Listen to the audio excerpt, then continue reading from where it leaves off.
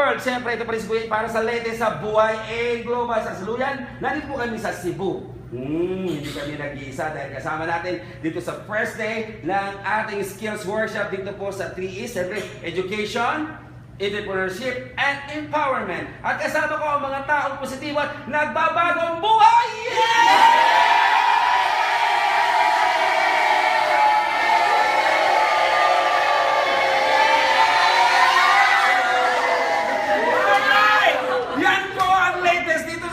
City at sila po ang mga gagraduate na at malapit na gumraduate sa 3E's first batch po ng ating workshop dito po sa Cebu City, Philippines, dito sa Holiday Plaza Hotel. At ang kailangan natin sabihin, maganda ba? Sobrang ganda! Sobrang ganda!